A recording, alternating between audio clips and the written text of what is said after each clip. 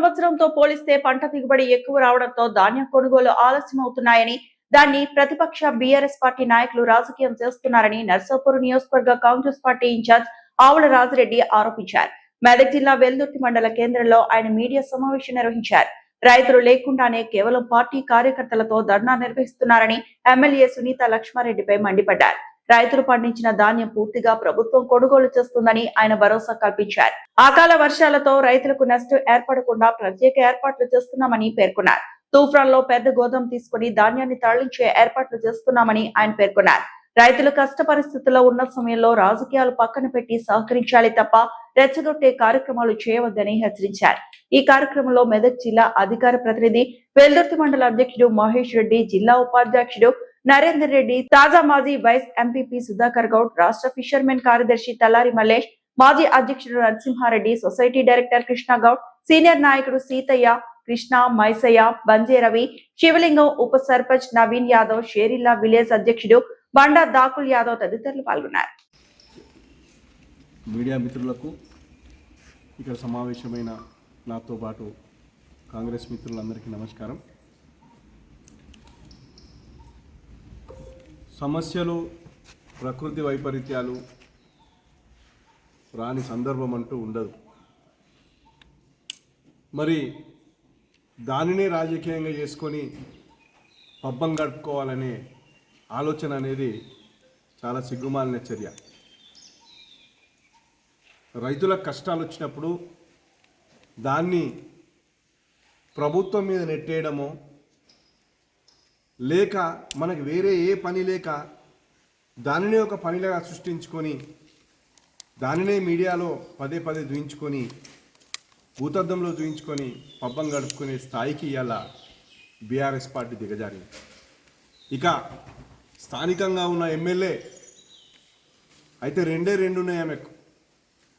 ఎప్పుడు నాకు పదవి హోదా ఉంది, నాకు ప్రోటోకాల్ ఉండాలి, అందరూ నా చుట్టే తిరగాలి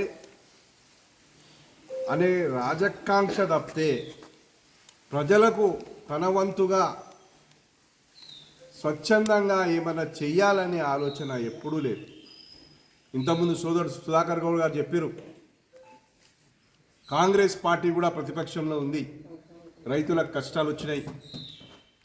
ధాన్యం సేకరణ అనేది ఇవాళ ప్రభుత్వమే చేపడుతున్నటువంటి చర్య. చాలా సంవత్సరాల నుంచి, గతంలో అది ప్రైవేట్ వ్యక్తులకే పోయేది. ప్రభుత్వం తర్వాత వైఎస్ రాజశేఖర రెడ్డి గారి హయాం నుంచి, మరి తర్వాత బీఆర్ఎస్ హయాంలో ఇది అంచెలంచెలుగా ఇది ప్రభుత్వమే చేపట్టే చర్యగా మారిపోయింది. మరి ఈ క్రమంలో ప్రభుత్వ సేకరణలో ఇదొక ఛాలెంజ్గా ప్రతి ప్రభుత్వం వ్యవహరించింది. కానీ వెనక ముందు ప్రతి ప్రభుత్వం రైతులకు న్యాయం చేయాలనే తాపత్రయపడ్డది. ఒకానొక దశలో మీ ప్రభుత్వం రైతుల నుంచి ధాన్యం సేకరణ విషయంలో అలసిపోయి మీరు చాతగాక చేతులెత్తేసే ప్రయత్నం చేశారు. దానికి ఆ రోజు అప్పటి ముఖ్యమంత్రి కేసీఆర్ గారు, అప్పటి వ్యవసాయ శాఖ మంత్రి నిరంజన్ రెడ్డి గారు, మరి అదేవిధంగా జగదీష్ రెడ్డి గారు వాళ్ళ మాటల్లో ఏమన్నారో ఒక్కసారి మీడియా మిత్రులకు చూపిస్తాను. మా ముఖ్యమంత్రి గారు రేవంత్ రెడ్డి గారు వాళ్ళ విషయాలను ముందుంచారు.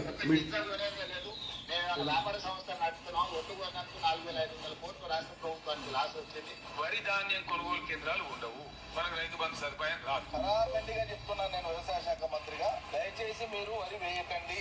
వరి వద్దు అని చెప్పే విషయంలో మనకేం ముఖమాట డాక్టర్ లేదు అని మాట్లాడిన వాళ్ళు సిగ్గు లేకుండా కళ్ళాల కాడిపోయి కుక్కల కాడిపోయినాం. వర్షం వస్తే వడగళ్ళ వాన పడితే నష్టం పడితే రైతుకు సాయం చేయాల్సి పోయి ఆడికి చెల్లింది తీసుకున్నారు. రైతు చచ్చిపోతే కుక్కతోనే. ముఖ్యమంత్రి గారు రేవంత్ రెడ్డి గారు మీడియాను ఉద్దేశించి గత ప్రభుత్వంలో ముఖ్యమంత్రి గారు అప్పటి మంత్రులు చెప్పిన మాటల్ని ఉదహరించింది.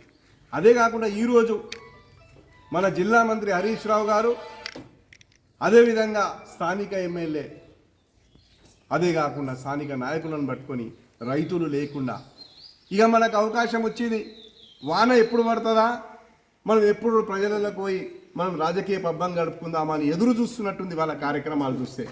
మీరు చూడండి, 2.5 సంవత్సరాలలో ఒక ప్రతిపక్ష పాత్రలో వాళ్ళు ఎప్పుడన్నా ప్రజా సమస్యల మీద పోరాటం చేసింది ఏమన్నా ఉందా, ప్రజలకు ఉనగూర్చింది ఏమన్నా ఉందో ఒక్కసారి ఆలోచన చేయండి. ఇవాళ వాన పడుతుందా, వాన పడుతుందో లేదో, మొగులు అవుతుందో లేదో రాత్రి నుంచే ఎమ్మెల్యే గారు క్యాడర్కి అందరికీ ఫోన్లు చేసి ఖచ్చితంగా ఇలా ఎల్దుర్తిలో మనం ప్రోగ్రాం చేస్తున్నాం రావాలి.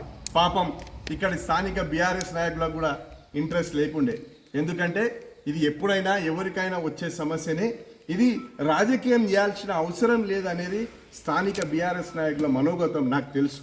కానీ ఆమెకు రాజకీయ పబ్బం గడవాలి, పైన కనబడాలి. ఒక మాజీ మంత్రిగా చేసిన ఆమెకు ఏముంది, స్వచ్ఛందంగా కార్యక్రమాలు లేవు, మరి చేయాల్సింది ఏముంది, ఒక అవకాశం దొరికింది అనుకుంటుంది. కానీ పొరపాటు పడుతున్నారు ఎమ్మెల్యే గారు. ప్రజలు అన్నీ గమనిస్తారు, మీరు ఏమేం చేస్తున్నారు, మీరు రాజకీయాన్ని వాడుకుంటున్నారా, నిజంగా ప్రజలకు సేవ చేయాలనే ఆలోచనతో ముందుకెళ్తున్నారు అనేది ప్రజలు గమనిస్తున్నారు. మా ముఖ్యమంత్రి గారు చెప్పారు, మీరు ఏం చేస్తున్నారు, వర్షాలనేటి ప్రకృతి పడ్డప్పుడు అవును పంట కొనడంలో జాప్యం జరుగుతుంది, అధికంగా దిగుబడి వచ్చింది, ఇది అందరికీ తెలిసిన విషయమే. ఇయ్యాల ఒక ఏ రైతునని అడగండి చెప్తారు, పంట ఎక్కువ వచ్చిందో రాలేదో. పంట ఎక్కువ వచ్చింది, మనం కొనుగోలు స్టార్ట్ చేయడం కొంచెం లేట్ అయింది. ఎందుకు అయింది అన్న దానికి కూడా సహేతుకమైన కారణాలు ఉన్నాయి, లేబర్ ఇష్యూస్ ఉన్నాయి. మరి ఇవాళ మీకు బెంగాల్లో అయితేనేమి ఎన్నికలు జరుగుతాయి, కొన్ని రాష్ట్రాల్లో పండుగల కారణంగా అక్కడ నుంచి లేబర్ రావడం, లేబర్ సమస్య అనేది ప్రభుత్వం సృష్టించుకున్నది కాదు కదా, మనకు కూడా లేబర్ సమస్య ఉంటుంది. లేబర్ సమస్యను అర్థం చేసుకోగలగాలి. లేట్ స్టార్ట్ అయింది. అదేవిధంగా మీ ప్రభుత్వం చేసిన తప్పుల వల్ల ఇవాళ కొన్ని రైస్ మిల్లు మూతపడ్డాయి. ఇది నిజమా కాదా? ఇలా ఒక రైస్ మిల్లర్ని అడగండి, ఎవరి పరిపాలన వలన ఇలా రైస్ మిల్లు ఇలా ఈ పరిస్థితికి వచ్చినాయి. ఇలా మన వెల్దుర్తి మండలంలో మనం ప్యాడీ ప్రొక్యూర్మెంట్ చేసినప్పుడు మీ విలేకరులకు కూడా తెలుసు, ఒకటే ఒక రైస్ మిల్తోని మనం ధాన్యం సేకరణ చేపట్టినాం. ఇంత పెద్ద మండలకు ఒకటే ఒక రైస్ మిల్లును టేకప్ చేసిందా లేదా ప్రజలందరికీ తెలియదా? ఒకటే రైస్ మిల్లు ఉందని చెప్పి ఇక్కడ ధాన్యం ఎక్కువ ఉందని చెప్పి మిగతా రైస్ మిల్లర్లు కూడా ట్యాగ్ చేయడానికి మనం ప్రయత్నాలు చేసినాం. మరి రైస్ మిల్లర్స్ ఎందుకు వెనకకు పోతున్నారు? ఈ రైస్ మిల్లర్స్ వచ్చిన ఈ పరిస్థితి రావడానికి కారణమే ఏ ప్రభుత్వం? బీఆర్ఎస్ ప్రభుత్వం కాదా? ఒక రైస్ మిల్లర్ని అడగండి. ఇదే ఎమ్మెల్యే గారు ఒక రైస్ మిల్లర్ దగ్గర పోయి కౌడిపల్లి మండల్లో ఇది ఒక రైతును అడుగుతుంది, ఇంతకుముందు ఇట్లా అయిందా అని అంటే ఆ రైతు ముఖం మీద చెప్పిండు, ఎందుకు కాలేదమ్మా ఇంతకుముందు కూడా అయిందన్నాడు. అప్పుడే రైస్ మిల్లర్ ఇంటర్వ్యూన్ అయ్యి ఆ రోజు బీఆర్ఎస్ వాళ్ళు చేసే పట్టుకునే మా రైస్ మిల్లర్స్ పరిస్థితి వీడికి వచ్చిందని సయానా రైస్ మిల్లర్ చెప్పిండు. ఇలా నేను ఆ రైస్ మిల్లర్ పేరు చెప్పదలుచుకోలేదు, అవసరమైతే చెప్తా. అంటే ఈ పరిస్థితికి మీరు కారణం.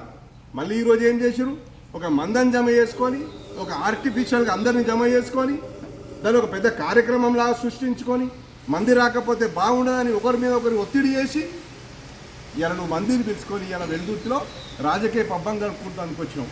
కానీ వెల్దుర్తి మండల రైతులు చాలా తెలివైన వాళ్ళు, ఎవరు ఏం చేస్తున్నారో ఆలోచన చేస్తున్నారు. సోదరుడు చెప్పినట్టు మరి రైతులకు రుణమాఫీ అయిన కుటుంబాలు లేవా?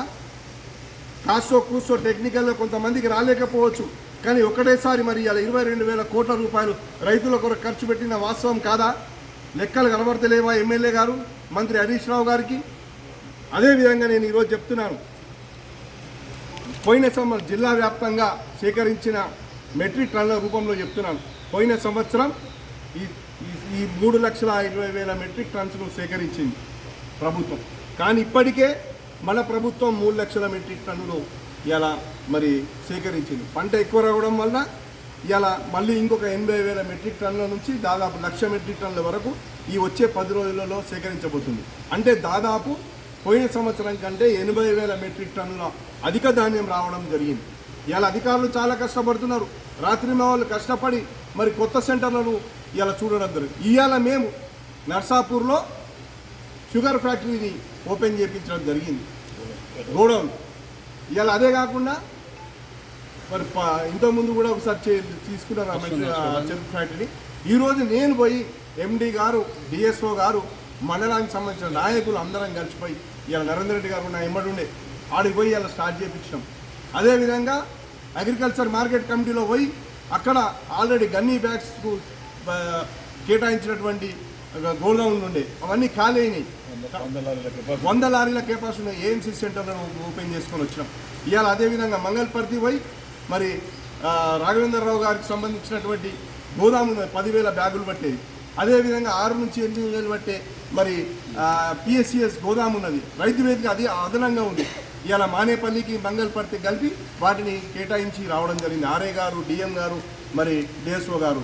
అదేవిధంగా ఇలా కుకునూరు పోయి మరి ఆడ కూడా ప్యాక్స్కి సంబంధించిన గోదాముది కుకునూరుకి అది కూడా సెట్ చేసేసినాం. అదేవిధంగా ఇవాళ యశ్వంతరావుపేట్, జలాల్పూర్, ధర్మారం, అందులపల్లి గురించి కూడా ఇవాళ మీ వెల్దుర్తి పట్టణంలో ఇవాళ డిఎం గారు, డిఎస్ఓ గారు ఇక్కడనే ఉన్నారు.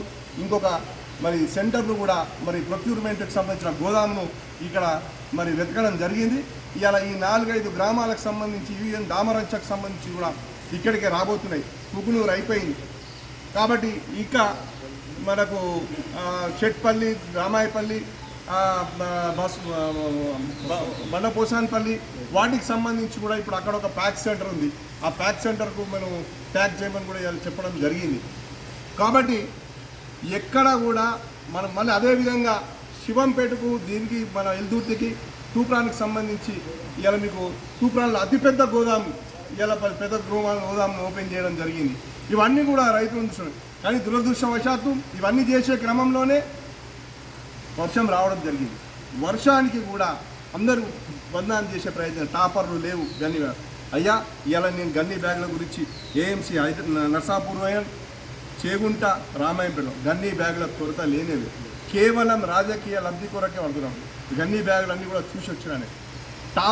టాపర్లు పుష్కలంగా ఉన్నాయి. టాపర్ల కొరత లేదు, గన్నీ బ్యాగుల కొరత లేదు. కేవలం కల్పితాలు ఇవి. ఇలా రైతులను అడగండి, గన్నీ బ్యాగుల కొడుతుందేమో, టాపర్ల కొడుతుందేమో. మరి అదే కాకుండా మన హయాంలో ఇట్లా ధాన్యం తీసుకుంటున్నా లేదో 24 గంటల్లో డబ్బులు పడుతున్నాయా లేదా రైతులను అడగండి. ఇంత పారదర్శకంగా, ఇంత నిజాయితీగా రైతుల పట్ల మేము ఈ విధంగా కాంగ్రెస్ పార్టీ ప్రభుత్వం పరిపాలిస్తుంటే మరి గోతులు తవ్వే కార్యక్రమం ఈ బీఆర్ఎస్ పార్టీ చేస్తుంది. కాబట్టి ప్రజలు విద్యులో అర్థం చేసుకుంటున్నారు. రాజకీయాలు ఎవరు చేస్తున్నారు, రాజకీయ లబ్ధి ఎవరు చేసుకుంటున్నారు, సోషల్ మీడియా ద్వారా మరి రీళ్లు తయారు చేసుకొని మేము సెంటర్లలో పోయినాం. అమ్మ సెంటర్లలో పోయి రీళ్ళు వస్తున్నాయి తప్పితే మీ ద్వారా ఒక రైతుకు లాభమైందేమో ఈ క్రమంలో ఒక్కసారి మీ గుండె మీద చేసుకొని చెప్పండి. ఒక లారీని తీసుకొచ్చి మీరు ఒక రైతుకు అందించినా ఒకసారి మీ గుండె మీద చేసుకొని చెప్పండి. ఒక సెంటర్ను ఓపెన్ చేపించి ఒక గోదామును మీరు వెతికి పెట్టిరా ఒక్కసారి మీ గుండె మీద చేసుకొని చెప్పండి. ఇదా ఒక ప్రతిపక్ష పాత్ర చేసేటోళ్ళు ప్రజలకు మేలు చేసే స్వచ్ఛంద కార్యక్రమం చేయి. స్వచ్ఛంద కార్యక్రమం అంటే రైతుకు కష్టం రాకుండా చూడు. అది ఆ నిజాయితీని నేర్చుకో. 4 సార్లు గెలవడం కాదు గొప్ప, ఎంత నిజాయితీగా ప్రజల పట్లనా రైతుల పట్లనా నువ్వు ఆలోచన చేస్తున్నావు ఒక్కసారి ఆలోచన చేయి. కానీ మేము అది కాదు, మేము స్వచ్ఛందంగా పనిచేస్తున్నాం. మా కార్యకర్తలు స్వచ్ఛందంగా చేస్తున్నాం. పాపం మీ దాంట్లో కూడా స్వచ్ఛందంగా చేయించుకొని లేరంటలేదు. పాపం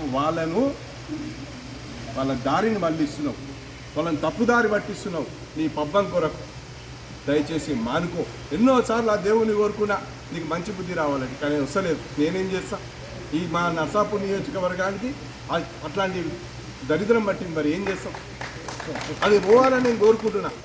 అయ్యా నా రూపంలో పోకున్నా సరే ఇంకో రూపంలోనైనా నువ్వు పోయి ఇంకోళ్ళు వచ్చినా నేను సంతోషపడతా.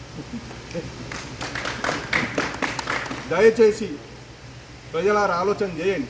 ఎవరు విద్యులు, ఎవరు మరిన్ని అప్డేట్స్ కోసం మా ఛానల్ని సబ్స్క్రైబ్ చేయండి.